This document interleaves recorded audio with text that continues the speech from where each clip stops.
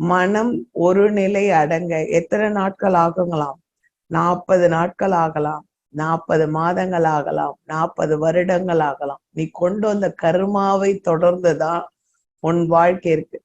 அதுக்கு ஐயா ஒரு சின்ன ஒரு விஷயம் என்ன சொல்றாருன்னா, இப்போ உங்க முகத்தை நீங்க பாருங்க அப்படின்னா, கண்ணாடியில பார்க்கும்போது மட்டும்தான் உங்க முகம் தெரியும், மற்ற நேரத்துல தெரியாது. அப்ப இந்த முகத்தை நல்லா ஒரு போட்டோ எடுத்து வச்சுக்கிட்டு, முகம் தெரியிற அளவுக்கு நல்லா அழகா ட்ரெஸ் பண்ணிக்கிட்டு, எவ்வளவுலாம் நகை போட முடியுமோ நகையெல்லாம் போட்டுக்கிட்டு, சாரி பிடிக்குதா, சுடிதார் பிடிக்குதா, எது பிடிக்குதோ அதை போட்டுக்கிட்டு இந்த முகத்தை ஒரு அருமையான கண்கள் நல்லா விரிச்சு போட்டோ எடுத்து நம்ம வச்சுக்கிட்டு, நாம எதற்காக இங்க வந்திருக்கோம்? ஏன்னா உங்க முகமே உங்களுக்கு வசப்பட்டால்தான் அடுத்தவங்களை பார்க்கும்போது நீங்க என்ன பண்ண முடியும்? வசியம் பண்ணி மந்திரம் பண்ணி ஒண்ணும் சாதிக்க போறது இல்லை, நம்ம எதுவும் வாங்கிக்க போறது இல்லை. விரோதத்தன்மையா பார்க்க மாட்டாங்க நம்மள யாரும். அப்போ நம்ம எங்கேயோ தெரியாத முகம் தெரியாத முருகனை யாரும் பார்க்கல, சிவனை யாரும் நம்ம போய் பார்க்கல, ஆனா பூஜை பண்றோம். கண்ணை மூடினதும் சிவபெருமான் உருவமும் முருகனும், ஆனா நம்ம உருவம் வருதானா? வராது. அப்போ உங்களுக்கு உங்க முகம் வசப்பட்டால், வசப்பட்டு நின்றால், நீ என்ன கேட்கறியோ அது உனக்கு கிடைக்கும். அப்போ உன்னுக்குள்ளதானே அந்த உயிர் இருக்கு, உயிர் வேற எங்கேயும் இல்லையே. உயிர் போயிடுச்சுன்னா இந்த உடல் என்ன பண்ண போறோம்? எரிச்சு. இன்னும் எங்க ஐயா அப்படிதான் கும்பிட்டாங்க. எங்க ஐயா அவரே தான் தெய்வமாக்கிட்டு சித்ரா பௌர்ணமிக்கும் தைப்பூசத்துக்கும் உட்கார்ந்து அவருக்கு இதை நாங்க அபிஷேகம் பண்ணோம். லிங்கத்துக்கெல்லாம் பண்ற மாதிரி கல்லு மாதிரி உட்கார்ந்துருவார். 27 வகையான அபிஷேகம் பண்ணி பூஜை பண்ணி ஆரத்தி காட்டும் பொழுது நேரா சந்திரன் ஒளி வர்றதுக்கும் ஐயா கண்ணு திறக்கிறதுக்கும் கரெக்டா இருக்கும். ஏன்னா அவர் மார்பாகத்திலே லிங்கத்தோட பிறந்தவர் ஐயா. அந்த 2 மார்க்கு நடுப்புற நல்ல பெரிய லிங்கம் இருக்கும் ஐயாவோட மார்க். சிவாய போட்டு அதனால தன்னைத்தானே தான் அவர் பூஜை பண்ணி காட்டினார். தனக்குள்ளதான் கடவுள் இருக்கு, தான் தான் எல்லாமே அப்படின்னு எல்லாருக்கும் வரவங்களுக்கும் அதான் சொல்லி கொடுத்தார். அதனால உங்க முகத்தை, உங்களை நீங்க ஒரு போட்டோ, அழகான போட்டோ எப்படி எப்படி இருக்கணும்னு நினைக்கிறீங்களோ, நல்ல டூப்ளிகேட் நகைலாம் நிறைய இல்ல, தங்க நகையே உங்ககிட்ட இருக்கு, நல்ல ஒரு அட்டிகை டாலர் செயின், இது வரைக்குமா இல்ல ஃபுல்லாவே எடுத்துக்கிறீங்களா? எப்படியும் எடுத்துக்கிட்டு நித்தம் என்ன பண்ணணும்? அந்த போட்டோவை காலையில 1/2 மணி நேரம் சுத்து பார்க்கணும். கண்ணை முன்னா நீ கட்டியிருக்க புடவை, அந்த நகை எல்லாம் வருதோ இல்லையோ, இந்த 2 கண்ணு மூக்கு கண்டிப்பா வந்து நின்னணும். வந்து நின்னுட்டா இந்த கண்ணுக்கு பின்னாடி ஒளிந்திருப்பவன் எவன்? நாம் உறங்கும் பொழுது உறக்கத்திற்கு பின்னாடி நடப்பது எது? காதுக்கு பின்னாடி நின்று கேட்க வைப்பவன் யார்? மூக்குக்கு பின்னாடி இருந்து முகர வைப்பவன் யார்? இந்த சுவாசத்தை வைப்பதும் இழுக்கிறோம் விடுறோம். அப்ப விடுற சக்தியும் இழுக்கிற சக்தியை கொடுப்பவன் யார்? பேசுற சக்தியை கொடுப்பவன் யார்? இந்த நாவு எதற்கு? இந்த பல்லு எதற்கு? ஒவ்வொரு பல்லும் நம்ம உடம்புக்குள்ள இருக்கிற ஒவ்வொரு உறுப்போட ஜாயின் ஆயிருக்கு.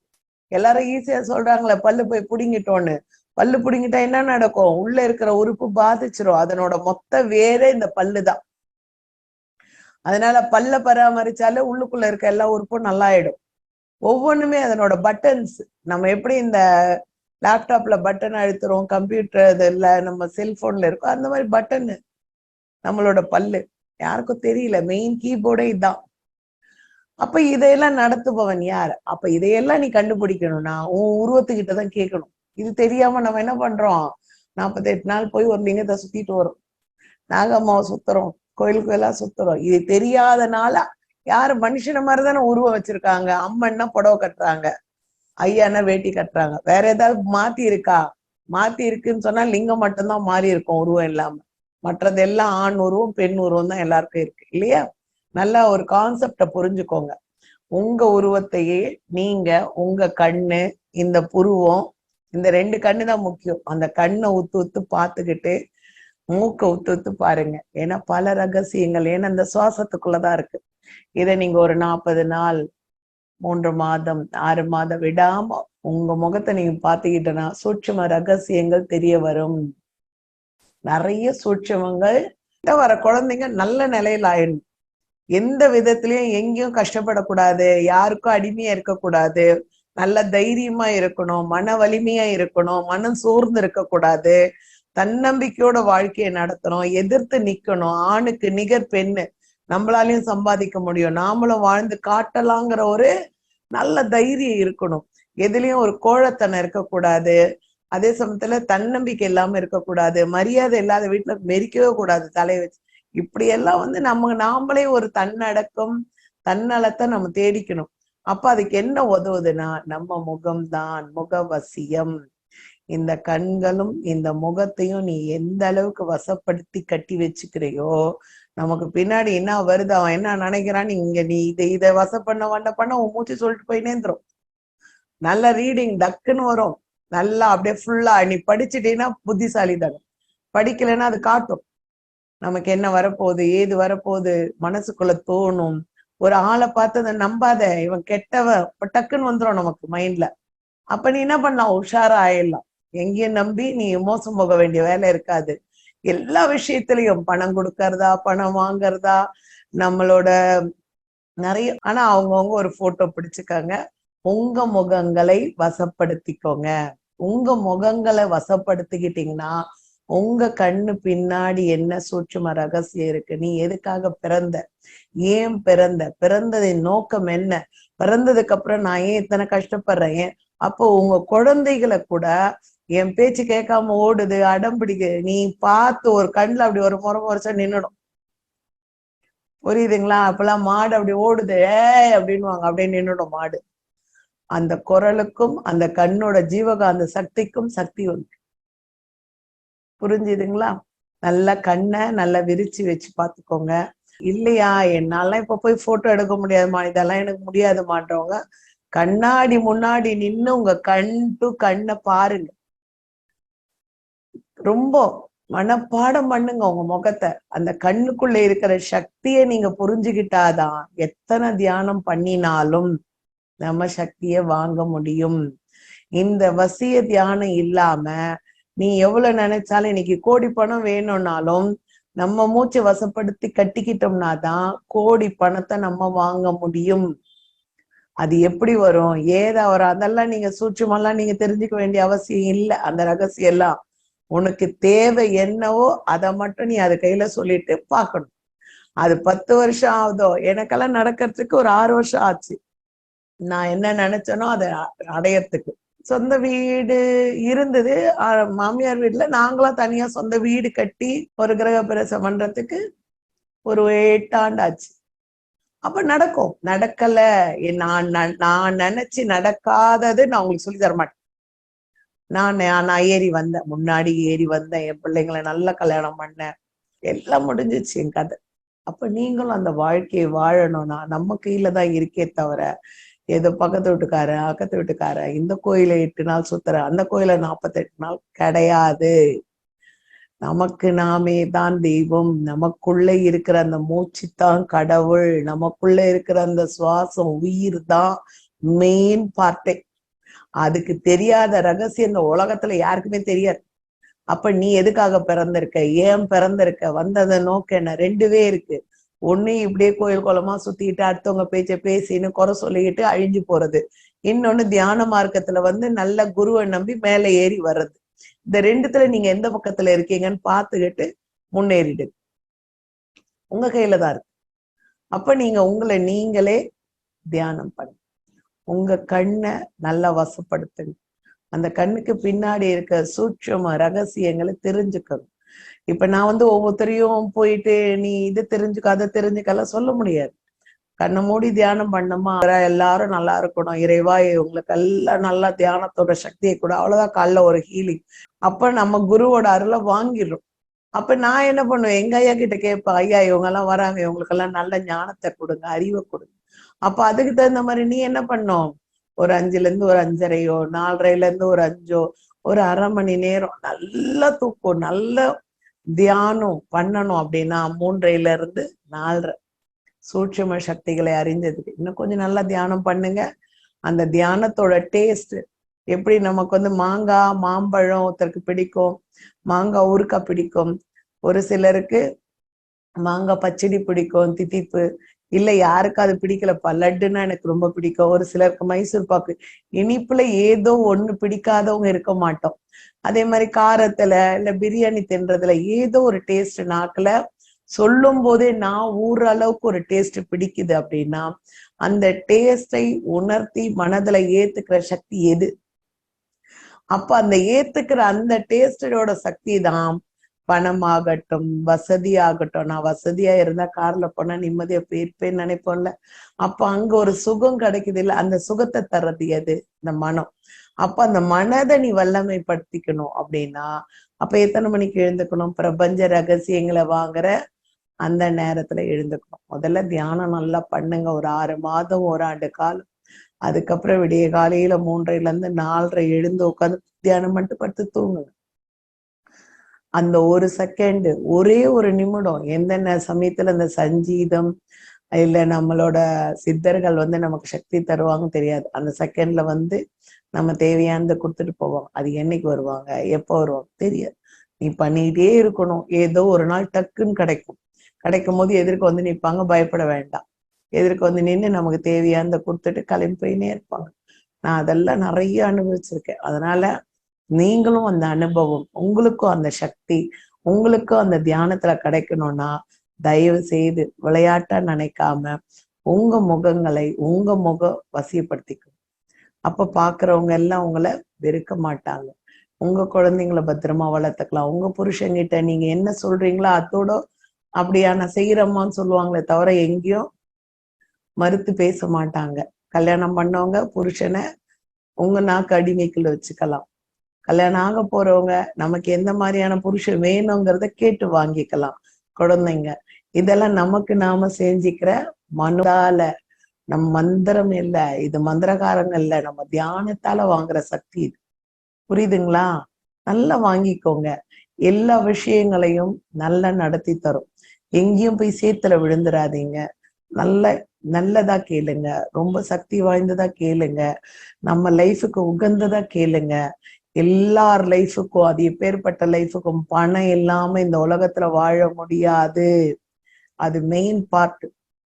அந்த ஒண்ணு இல்லாம அந்த வெள்ளை சாதம் போட்டா எப்படி கருப்பு காக்கா கூட்டம் வருதோ, இந்த மானிட உலகத்துல பணம் இல்லாம எந்த பொருளையும் வாங்க முடியாது. என்னதான் நீ அன்பையோ ஊத்தி ஊத்தி கொடுத்தாலும் பணம் இல்லைன்னா ஒண்ணும் பண்ண முடியாது. அதனால சம்பாதிக்கணும். அது நியாயமான முறையில, நேர்மையான முறையில, எப்படி எனக்கு வர வேண்டியது என்னவோ எங்கேயோ கொடு. எனக்குன்னு ஒண்ணு வச்சிருப்பேன். நீ எங்கேயோ ஒரு அதிர்ஷ்டத்தை வச்சிருக்கிற, எங்கேயோ நான் வாழறதுக்கு கொடுக்க போறேன். அது எங்க இருக்கோ நீ எத்தனை கொடு, அவ்வளவுதான். அது நீ சொல்ல வேண்டியதுதான் உனக்கு. அது போய் டெபாசிட் தான் ஆகணும் மைண்ட்ல. மற்றபடியெல்லாம் அவங்கள பார்த்து எடுத்து கொடுத்துப்பாங்க. நீ டெய்லி உட்காரணும், மூஞ்ச பார்க்கணும். எதுனா ஒண்ணு மட்டும் கேளுங்க. கல்யாணம் பண்ணிக்கிறவங்களா இருந்தா நல்ல புருஷனை கேளுங்க. பணம் வேணும்ன்றவங்க பணத்தை மட்டும் கேளுங்க. இல்ல என் புள்ள எல்லாம் என் நாக்கு அடிமையா, இல்ல என் புருஷன் எனக்கு அடிமையா நிக்கணும், என் வார்த்தை கேட்டு நடக்கணும். எனி ஒன் ஏதோ ஒண்ணு முதல்ல சக்சஸ் பண்ணினீங்கன்னா தான் அடுத்தடுத்து ஒன்னொன்னா நம்ம சக்சஸ் பண்ணின்னு வரலாம். புரியுதுங்களா? அதனால வாழ்க்கையில ரொம்ப ஜாக்கிரதையா ஒன்னே ஒண்ணுதான் கேட்கணும். முதல்ல ஒண்ணு கேட்டு நீ சக்சஸ் ஆனாதான் உனக்குள்ள அந்த தைரியம் வரும். ஓ, நம்ம கேட்டா கொடுக்குறாங்க, அப்ப பிரபஞ்சம் கேட்டுட்டு இருக்கு, நம்ம குரு சொன்னது கரெக்டு தான் அப்படின்னு முதல். எனக்கெல்லாம் எங்க ஐயா கத்து கொடுக்கும் போது நான் 8வது படிக்கிற 9வது இந்த விஷயம். ஏன்னா ஐயா கூட திரியிறேன், படிக்க நேரம் இல்லை, பரீட்சை வந்தோம். அப்ப அந்த 3 மாசத்துக்கு முன்னாடியே எல்லாத்துலயும் 100 மார்க் எழுதி வச்சுப்பேன். எவ்வளவு எடுப்பேன்னு நினைக்கிறீங்க? எல்லாத்துலயும் 74, 75. அது அவளுக்கு கண்ணு தெரியுமோ தெரியாதோ தெரியல. நான் என்ன எழுதுனேன்னு எனக்கே தெரியாது. ஏன்னா கிளாஸ் அட்டன் பண்ணாதானே பொழுதனைக்கு நான் ஐயா கூடவே சுத்தின்னு இருக்கிறேன். எல்லாம் காலேஜ் படிப்பை கூட நான் இப்படிதான் எழுதி முடிச்சேன். ஏன்னா ஒரு காலேஜுக்கும் நான் குழந்தைய வயிற்றுல வேற சுமந்து நடந்தேன். எனக்கு +2 படிக்கும்போது கல்யாணம் வேற. அதனால அப்போ ஐயா என்னை காப்பாத்தி. அப்போ அதுல இருந்து எனக்கு ரொம்ப சந்தோஷம். என் பசங்க, எங்க ஃப்ரெண்டு எப்படி ஸ்கூலுக்கே வர மாட்டேங்கிற மார்க் எடுத்துறேன்னு அந்த மாதிரி என்னை காப்பாத்தினார் ஐயா. அப்ப என்னை காப்பாத்தின தெய்வம் உன்னை காப்பாத்தாதா? நான் சொல்லி கொடுக்குறோம். எங்க பசங்களை கேளுங்க, எங்க காலேஜுக்கு வந்த பசங்க எல்லாரையும் இப்படிதான் பாஸ் ஆக்கி விடுவேன். எல்லாரும் பேனா வாங்கி வச்சுப்பேன். எல்லாம் எக்ஸாம் எழுதுறதுக்கு முன்னாடியே மூட்டை கட்டி சாமி கிட்ட உட்காந்தப்பா இந்த பசங்க எழுதுற படிப்பு எழுதுதெல்லாம் எழுதி 100 மார்க் எடுத்துடணும், எல்லாத்துலயும் பாஸ் ஆயிடணும், இப்படியே நான் பொழுதனைக்கு வேண்டிக்கிட்டு பரீட்சைக்கு 2 நாளைக்கு முன்னாடி அதுங்களுக்கெல்லாம் தியானம் கத்து கொடுத்துட்டு அந்த பேனாவை கையில கொடுத்துருவோம். அவங்கவுங்க ஒரு 3 மாசத்துக்கு முன்னாடியே பேனாங்கெல்லாம் கொண்டு வந்து கொடுத்துரும் பிள்ளைங்க. ஸ்கூல் பிள்ளைங்க 10th +2 பிள்ளைங்களுக்கு எல்லாம் எடுக்கிறேன்ல அந்த மாதிரி. அதனால எல்லாமே பாஸ் ஆயிடும், எதுவும் ஃபெயிலுன்னே ஆகாது. அப்ப எல்லாருக்கும் அந்த மனோதிடம், சஞ்சீத சக்தி, சூட்சும சக்திகள் நமக்குள்ள நிறைய இருக்கு. அதனால எல்லா சக்தியும் குழந்தைங்களுக்கு நீங்களே சூரியனை பார்க்க கத்து கொடுங்க, தண்ணி ஊத்த கத்து கொடுங்க, பாலந்தெளிதனை கத்து கொடுங்க, கண்ணை முடிக்க ராஜா எழுதி வை 100 மார்க் எடுக்கணும்னு இப்பத்துல இருந்து மனப்பாடம் பண்ணுங்க. அதுங்க கண்ணிய போட்டோ பிடிச்சி இதே கேளியா, இந்த கண்ணு பார்த்து கேளியா அது கிடைக்கும்னு சொல்லுங்க. இல்ல வேலு, நம்ம முருகர் வச்சிருக்காரு பாரு, அந்த வேலை வந்து ஒரு போட்டோ எடுத்து வேலை கொடுங்க. ஏன்னா ஆயுதம் கூர்மையானது. அப்ப ஞானம் சக்தி உள்ள என்ன இருக்கு, மூளையில அந்த சக்தி அதிகமாகும். அப்ப இந்த மாதிரி எல்லாம் நம்ம வந்து குழந்தைங்களுக்கு சொல்லி கொடுத்தா இன்னும் நல்லா இருக்கும். நீங்க உங்க சூட்சுமத்தை கண்டுபிடிங்க, அது பல வேலைகளை செய்யும். நான் இதுல எந்த இடத்துலயும் நான் பொய் சொல்ல மாட்டேன்றது மட்டும் ஞாபகம் வச்சுக்கோங்க. நான் எல்லா பாதையும் கடந்து வந்ததை தான் நான் உங்களுக்கு பாடமா எடுக்கிறேன், தியானமா எடுக்கிறேன். இன்னமும் அப்படிதான் நிறைய நம்ம எல்லாத்துல இருந்தும் தப்பிச்சு வெளில வந்துடலாம், நோயில இருந்தெல்லாம் கூட. அதனால முகவசியங்கிறது ரொம்ப முக்கியம். முகத்தை எந்த அளவுக்கு நீங்க அழகுபடுத்தி பாத்துக்கிறீங்களோ, எந்த அளவுக்கு இப்ப பியூட்டிஷியன் அது இதெல்லாம் போறீங்க, ஆனா அது நிரந்தரமா நமக்குள்ள இருக்குதா? கலைஞ்சு போகுது, வயசாக மாறுது இல்ல. அப்போ எல்லாம் மாறும். நம்ம உடலுக்குள்ள இருக்கிற அந்த சக்தியை தேடுங்க. உங்க கண் இப்போ உடனே போட்டோ கிடைக்காது, கண்ணாடி இருக்கும். நாளைக்கு காலைல கண்ணாடியை பாருங்க, கண்ணை பாருங்க, நல்லா உத்து உத்து 60 என்ற வரைக்கும் கண்ணை நல்ல இந்த 2 பாப்பா மட்டும்தான் அந்த அந்த கண்ணாடியில தெரியணும். திருப்பி கண்ணை மூடிக்கணும். 60 என்ற வரைக்கும் அந்த கண்ணாடிய திருப்பி கண்ணுக்குள்ள அப்படியே கண்ணை மூடிட்டு திருப்பி கண்ணை தர ஒரு 60 எண்ணிக்கை உத்துப்பாரு. எரிஞ்சு தண்ணி எல்லாம் வருதுன்னா உள்ள இருக்கிற அழுக்கு தேவையில்லாததெல்லாம் வெளியில போகுதுன்னு அர்த்தம். இல்லம்மா எனக்கு எதுவும் வரலன்னா வர வரைக்கும் கண்ணைய உன்னால 2 நிமிஷம் கூட பார்க்க முடியுதுன்னா கண்ணை ஊத்து பாரு. நிறைய சூட்சும சக்திகள் கண்ணாடி தியானம் பண்ணாலும் கிடைக்கும். உங்க முகத்தையே உங்க போட்டோவை வச்சு நீங்க வசப்படுத்திக்கிட்டீங்கன்னா பல விஷயங்களை நம்மளை காப்பாத்தும். நம்மளை நாமளே வசக்கட்டி கொண்டால் மற்றவன் யாரும் நம்மளை பார்த்து கண்ணு வச்சாலும் நமக்கு பலிக்காது. யாராவது நம்ம பார்த்து பொறாமப்பட்டாலும் நமக்கு பலிக்காது. ஏன்னா உங்களை சுத்தி ஒரு ஆறா உருவாயிடும். 7 லேயர் இல்லையா, 7 சக்கரம் அப்படியே ஃபுல்லா போதி காப்பாத்திக்கும். இது நிறைய பேருக்கு தெரியுதில்ல. செத்தவங்களதான் படம் போட்டு நம்ம கும்பிடுறோம்னு நினைச்சிடும் இல்ல, யாரும் உயிரோட இருக்கிறவங்க. ஆனா எங்க ஐயா உயிரோட இருக்கும் போதே நாங்க எல்லாரும் போட்டோ போட்டு வச்சுக்கிட்டு தான் சாமி கும்பிட்டோம். இங்க நினைச்சு ஊதுவத்தி ஏத்தனோம்னா அங்க ஐயா என்ன கண்ணுன்னு மறுநாளே வந்து நிப்பாரு. 2 நாள் ஊதுவத்தி ஏத்தி ஐயா வரணும், என் பையனுக்கு உடம்பு சரியில்லை, ஜுரம் அடிக்குது, டாக்டரேட்லாம் போக மாட்டேன், காலையில வந்து நிப்பாரு. என்னடாம்மா 2 நாளா கத்திக்கிட்டே இருக்க, அழுதுகிட்டு, ரொம்ப முடியலையா, ஜுரம் அடிக்குது, எனக்கு என்னன்னு தெரியும். அடுத்த நிமிஷம் ஒரு வேப்பர் அடிப்பாரு, ஏதோ கற்பரைத்தோ ஜுரம் டக்கு. நான் எந்த டாக்டர் வீட்டுக்கெல்லாம் அப்பெல்லாம் கூட்டின்னு போன நாள் நல்லா ஆயிடும். எங்க ஐயாவை அப்பயே நாங்க போட்டோல என்ன சொல்லணுமோ ஐயா இல்லாத நேரத்துக்கு போட்டோ முன்னாடி நின்று சொல்லுவேன். அது அடுத்த நிமிஷம் எங்களுக்கு வேலை நடக்கும்.